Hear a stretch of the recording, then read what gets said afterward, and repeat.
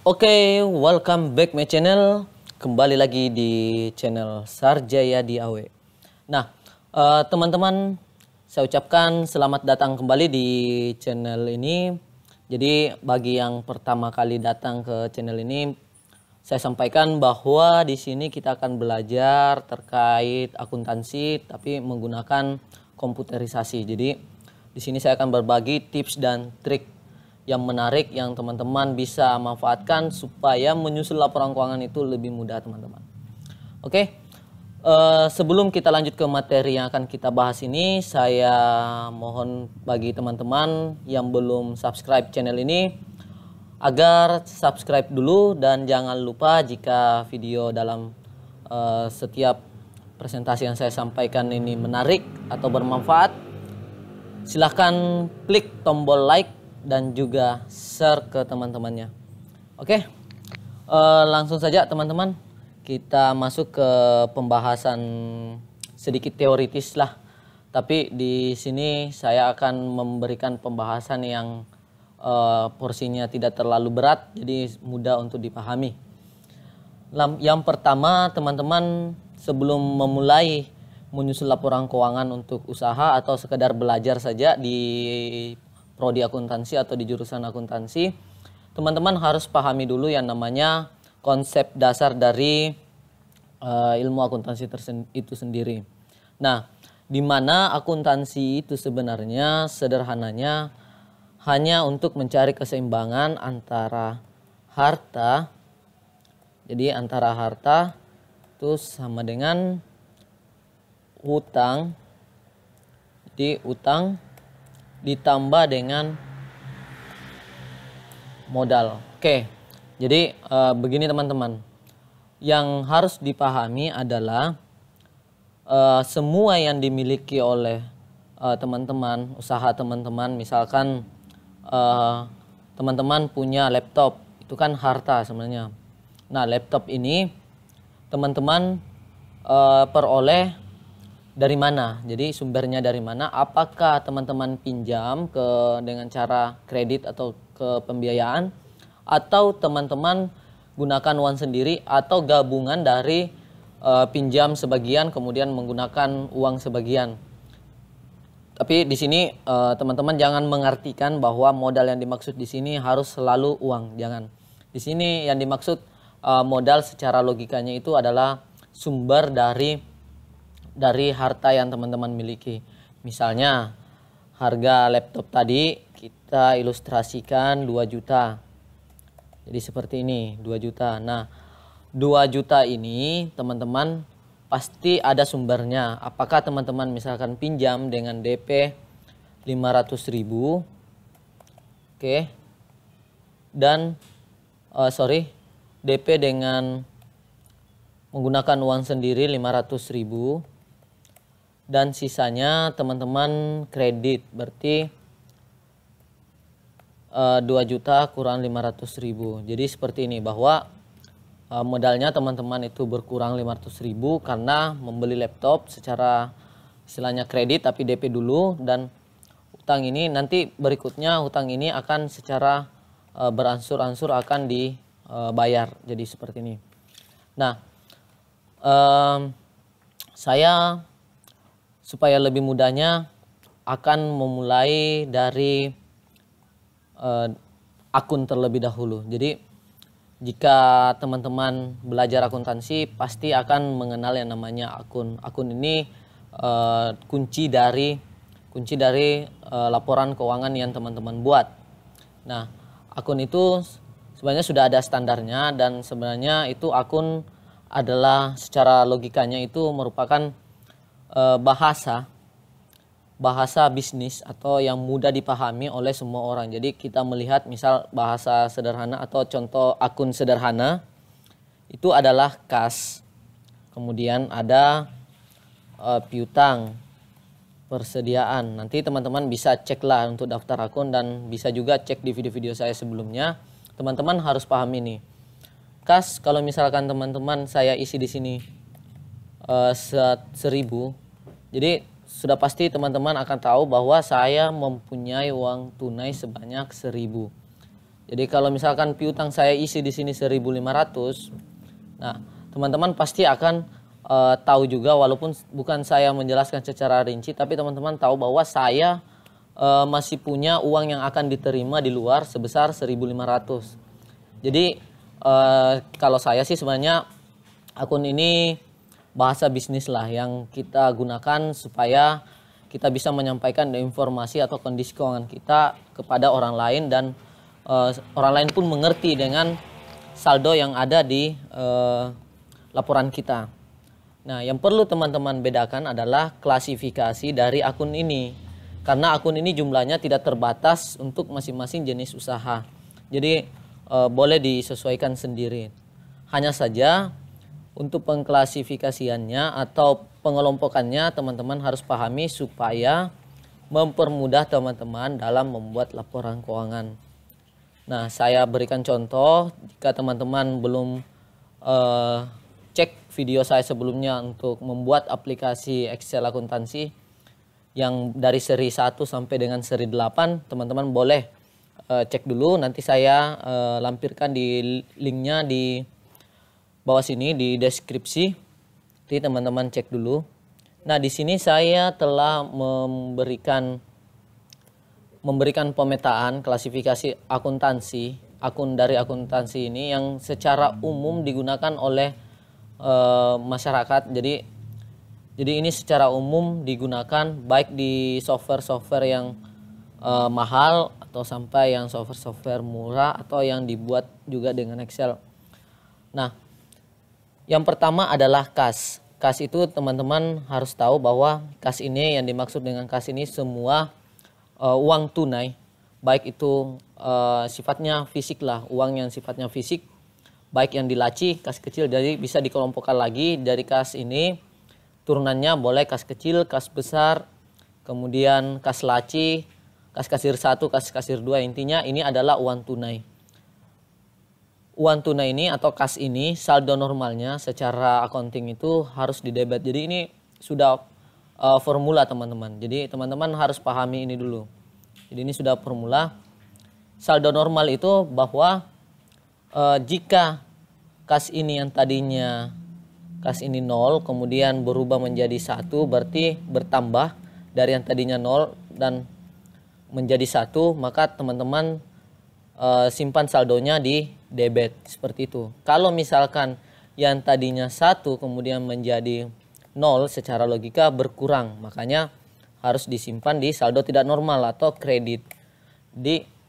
Terkadang kalau teman-teman lihat banyak di antara teman-teman kita yang belajar menyusun laporan keuangan bingung menentukan apakah saldo ini debit atau kredit saat menjurnal, mungkin karena belum memahami tipe-tipe dari akun ini. Jadi setelah memahaminya ini, teman-teman akan lebih mudah dalam menjurnal nantinya. Kenapa? Karena di sini saya jelaskan bahwa cukup dengan menjurnal saja sebenarnya laporan itu sudah otomatis dihasilkan dengan menggunakan konsep ini, 3 kolom ini. Jadi jika teman-teman tidak percaya, boleh cek dulu di beberapa video-video saya sebelumnya yang membuat aplikasi Excel akuntansi, di mana teman-teman cukup menjurnal saja, nanti otomatis laporannya. Yang menjadi kendala, banyak pertanyaan yang masuk ke saya itu bagaimana cara untuk menjurnal transaksi. Nah, di sini teman-teman harus pahami. Yang kedua, bank. Bank ini semua uang yang dimiliki oleh perusahaan kita atau yang dimiliki oleh usaha kita yang disimpan di perbankan. Jadi seperti itu, semua uang yang disimpan di bank, misalkan Bank Mandiri, Bank BCA, bank lain-lain, itu konsepnya sama. Untuk saldo normal adalah terjadinya penambahan, yang tadinya tidak ada menjadi ada, yang tadinya 0 menjadi 1, atau yang tadinya 1000 menjadi 2000 itu bertambah, maka saldo normal yang akan kita gunakan. Jika berkurang maka saldo tidak normalnya atau kebalikan dari saldo normal ini. Akun piutang itu jika teman-teman masih harus menerima. Jadi ini sebenarnya kas yang tertunda teman-teman. Jadi uang yang masih harus diterima, kemudian karena beberapa sebab makanya nggak langsung diterima tapi dipending dulu. Nah, ini dinamakan akun piutang seperti piutang usaha, kemudian piutang lain-lain, misalkan masih harus ada diterima uang dari customer atau dari orang lain, itu namanya piutang semua teman-teman. Yang keempat adalah persediaan. Nah, persediaan ini itu sudah pasti yang namanya persediaan ya kita nyetok. Jadi kita nyetok biasanya akun persediaan ini mulai digunakan di perusahaan dagang dan manufaktur, tapi tidak menutup kemungkinan juga di perusahaan jasa juga pada prinsipnya atau prakteknya di lapangan itu terkadang menggunakan nama istilah persediaan perlengkapan, persediaan rumah tangga untuk misalkan kopi, gula yang intinya ingin disesuaikan nantinya. Nah, di aktiva lancar lainnya, jadi semua harta yang kita miliki yang sifatnya lancar, kalau lancar itu berarti secara teorinya itu cepat menjadi uang istilahnya. Jadi ya saya gunakan bahasa yang simpel saja supaya teman-teman bisa memahami. Aktiva lancar lainnya itu maksudnya aktiva lancar tapi di luar dari keempat kategori ini. Jadi seperti itu teman-teman. Semua yang masuk ke situ yang bukan kategori aset tetap dan yang lainnya ini bisa masuk ke aktiva lancar lainnya. Selanjutnya ada aktiva tetap atau ini aset tetap atau harta tetap seperti tanah, bangunan.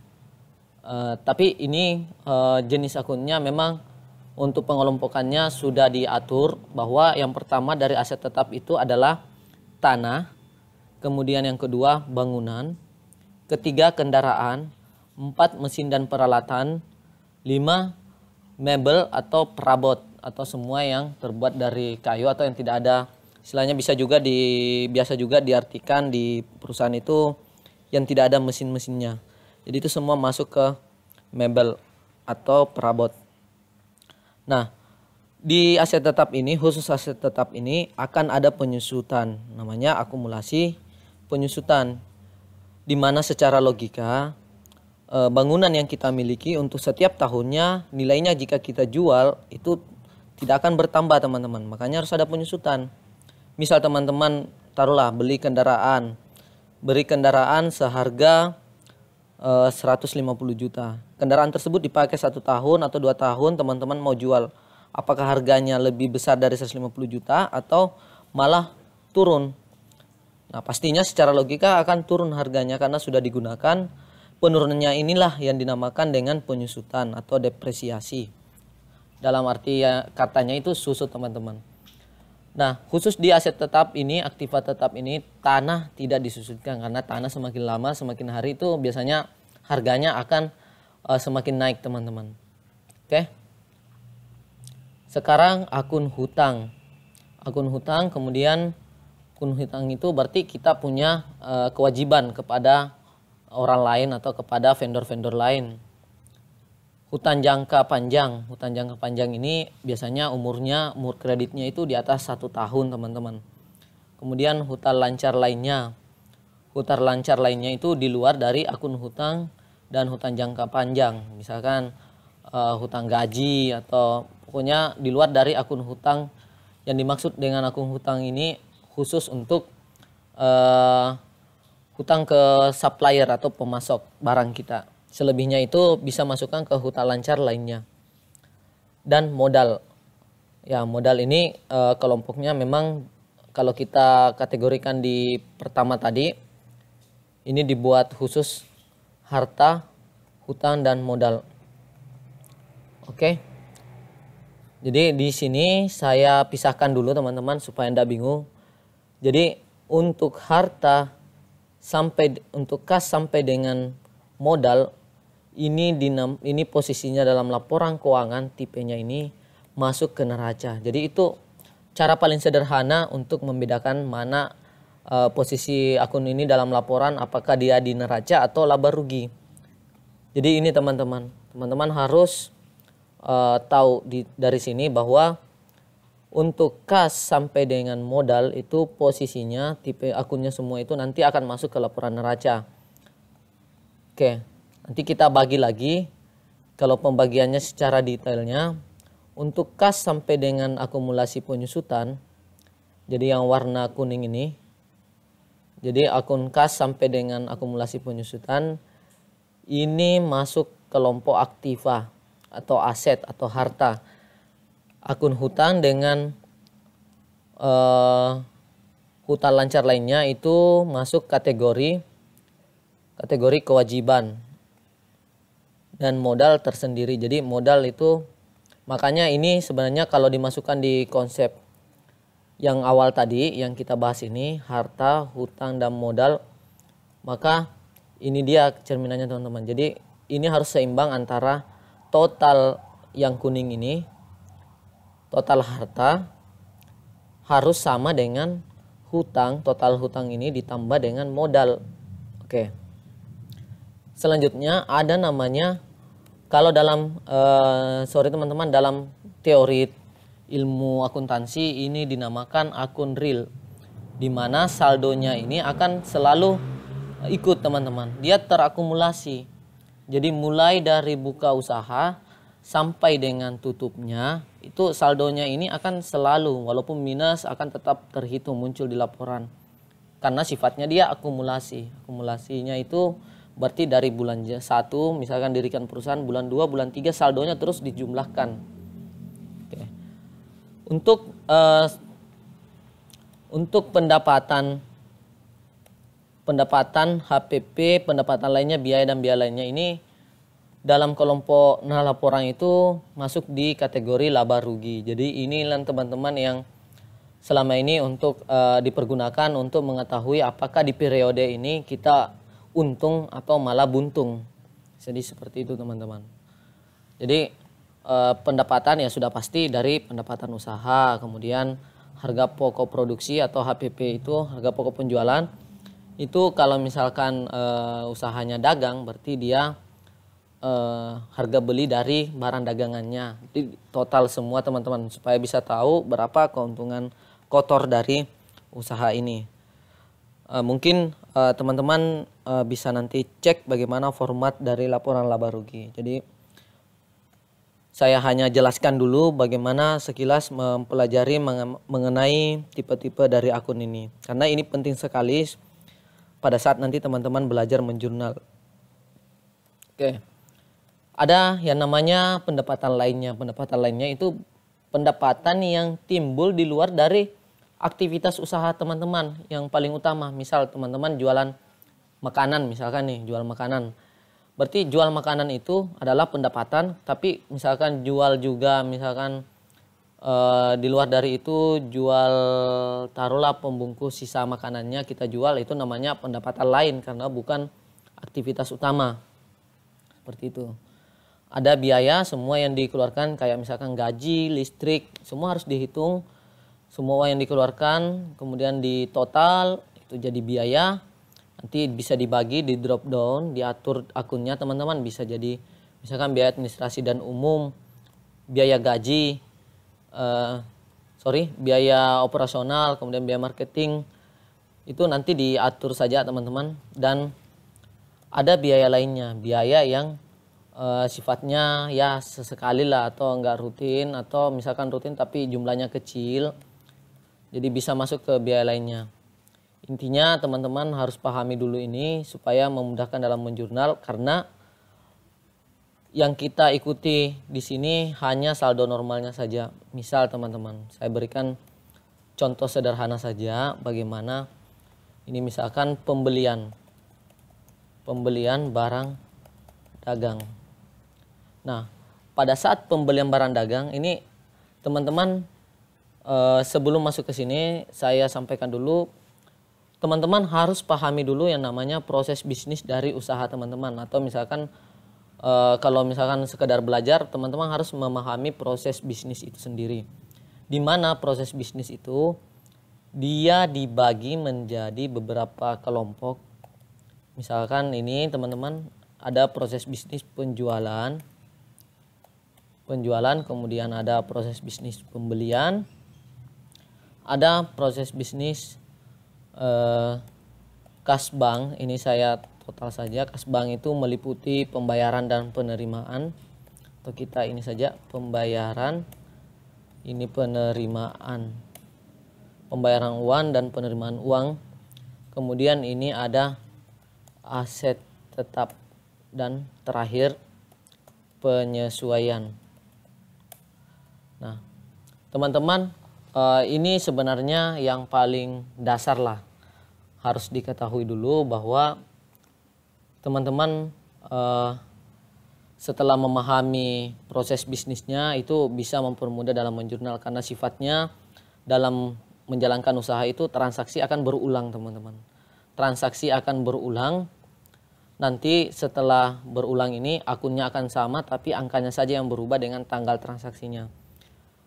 Di sini sudah ada ketetapan atau yang pasti dari proses bisnis ini. Coba kita pindahkan dulu. Misal di penjualan, teman-teman, kita ambil contoh dulu. Di penjualan kan sudah pasti ada penjualan tunai. Ini sudah pasti, teman-teman. Ada kredit. Kemudian ada retur atau pengembalian. Kemudian ada namanya penerimaan uang hasil penjualan. Jadi bukan penerimaan yang sifatnya dari sumber lain, tapi penerimaan uang yang di sini yang dimaksud adalah hasil penjualan. 4 sub dari penjualan ini yang pasti akan berulang di usaha teman-teman. Dan akunnya pun kalau misalkan menjurnal, teman-teman harus pahami saja bagaimana struktur jurnal itu. Saya perlihatkan dulu. Jurnal itu seperti ini, teman-teman. Jadi harus ada tanggal, bukti jurnal atau bukti transaksinya, kemudian keterangan transaksinya apa, kemudian akun debit dan akun kreditnya apa. Nah, di sini kita kembali lagi. Di sini, teman-teman, makanya jika teman-teman perhatikan di semua video saya hanya dengan menjurnal jadi laporan, karena memang sudah ada format sebenarnya yang bisa kita ikuti. Kalau software-software yang sudah canggih atau yang beredar di pasaran itu, dia cukup input transaksi sudah otomatis laporan keuangan, teman-teman. Jadi itu. Nah, yang perlu teman-teman pahami di sini, teman-teman harus menjalankan logika berpikir akuntansinya. Jadi misal seperti ini. Penjualan secara tunai. Nah, kalau penjualan secara tunai, jadi kalau penjualan secara tunai, kalau kita mau buatkan jurnal, teman-teman tidak usah pusing, langsung saja kembalikan. Berarti kalau tunai, yang namanya tunai, kalau kita jual pasti terima uang. Nah, tinggal pilih saja sub akun dari kas atau bank ini. Sub akunnya, apakah uangnya ditransfer atau diberikan tunai ke kita. Jadi saya boleh masukkan di sini, berarti akun yang masuk ke sini adalah akun dengan tipe kas atau bank. Jadi semua akun yang bertipe kas atau bertipe bank ini berpeluang untuk masuk ke sini. Di mana angkanya? Normalnya kalau dia bertambah kan penjualan bertambah, teman-teman. Makanya ambil debit. Jadi ambil debit di sini angkanya. Lanjut. Terus apa yang kreditnya? Apa yang akan kita tempatkan di kredit? Nah, kalau di kredit berarti kan penjualan. Penjualan itu berarti akun pendapatan. Kita ada keuntungan di situ. Tapi belum dikurangi dengan modal ya, teman-teman. Laba masih istilahnya ini omset lah, penjualan secara total. Nah, sudah pasti di sini adalah akun bertipe pendapatan. Dia akan di kredit. Jadi kita ikuti saldo normalnya saja, teman-teman, untuk menjurnal. Ini tidak salah karena pendapatan yang tadinya tidak ada menjadi ada. Pendapatan kalau dia bertambah, dia harus dikredit. Jadi tinggal dimasukkan saja angkanya dan ini transaksinya akan berulang, teman-teman. Makanya sebenarnya ada formula yang bisa digunakan supaya bisa otomatisasi laporan keuangan. Nah, kita coba contoh kedua, misalkan kredit. Kredit ini misalkan teman-teman menjual ke customernya, tapi penjualannya ini tidak langsung dibayar, berarti sudah pasti akan ada penagihan berikutnya. Makanya semua yang berpeluang di sini masuk ke akun ini adalah akun piutang. Dia harus posisinya debit. Karena kita ikut saja saldo normalnya, dia di debit. Kemudian yang berikutnya harus seimbang, harus balance. Berarti kredit ya sudah pasti pendapatan tadi, namanya juga menjual, tetap sama. Jadi ini rumusnya untuk penjualan teman-teman. Nah, sekarang di retur, teman-teman kan mau kembalikan barang yang dibeli. Jadi retur penjualan ini teman-teman bisa buatkan akun dengan tipe pendapatan. Jadi masih berkaitan dengan pendapatan, tapi dia saldo normalnya itu berarti kan dia di kredit. Kalau pendapatan bertambah di kredit, kalau retur berarti kebalikannya, mengembalikan barang. Berarti retur ini sudah pasti di sini adalah akun khusus, akun retur, kemudian dia di debit. Kenapa harus di debit sebenarnya? Karena penjualan ini, pendapatan ini yang akan kita kurangi. Kalau pendapatan bertambah dia di kredit, tapi kalau pendapatannya dia berkurang, makanya kita tempatkan di debit.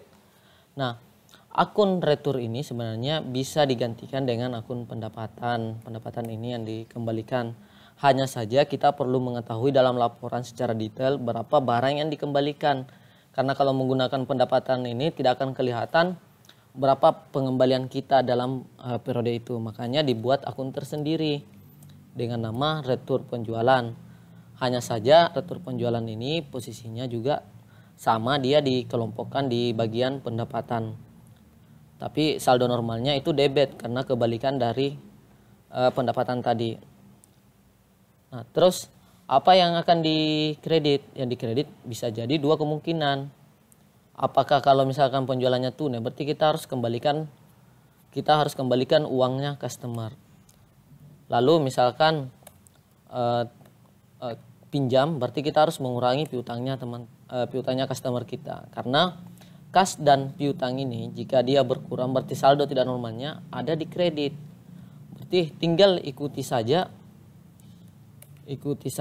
ininya, saldo normalnya. Nah, terakhir misalkan saya beri contoh lagi penerimaan uang. Jadi penerimaan uang ini teman-teman biasanya piutang tadi timbul itu teman-teman tagih, kemudian teman-teman dibayar oleh customernya. Berarti secara logika teman-teman harus kurangi piutang dari si customer ini, kemudian uangnya teman-teman terima. Makanya di sini yang bertambah karena terima uang berarti kas atau bank. Tipe akun yang masuk ke situ adalah kas atau bank. Lalu di sini yang dikreditkan adalah akun piutang. Kita ikut saja saldonya karena ada terima uang berarti kas banknya di debit. Kemudian teman-teman harus kurangi piutangnya si customer yang tadinya piutangnya ada di debit, saldo normalnya adalah debit, buat saldo yang tidak normal, makanya taruh di kredit. Ini untuk transaksi penjualan seperti ini simpelnya, yang tanpa memperhatikan pajak ya teman-teman. Jadi ini normalnya saja default itu seperti ini. Jika teman-teman mau lebih lengkapnya nanti saya akan coba berbagi, tapi dalam bentuk ini teman-teman, dalam bentuk simulasi transaksi saja. Di sini saya hanya ingin memperlihatkan, mengubah mindset teman-teman bahwa menyusun laporan keuangan itu tidak susah sebenarnya. Tidak susah asalkan teman-teman punya modal utama, yaitu pemahaman dasar dulu. Pemahaman dasar mulai dari apa itu akun, kemudian tipe akun itu dikelompokkan ada beberapa jenis. Saldo normalnya harus tahu untuk masing-masing jenis akun dan posisinya dalam laporan keuangan di mana saja. Jadi teman-teman lebih mudah memahami akuntansi ke depannya.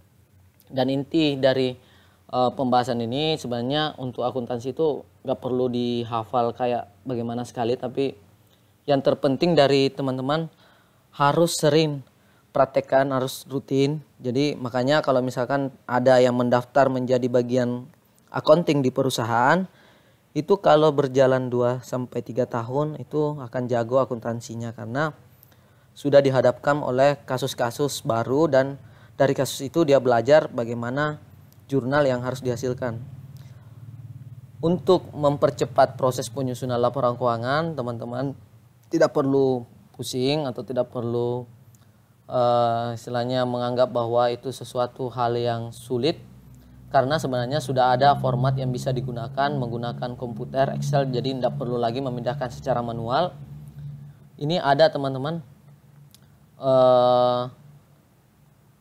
format yang sudah saya buat, teman-teman boleh cek untuk belajar cara membuatnya, sekalian untuk belajar bagaimana memahami penggunaan formula-formula yang ada di Excel.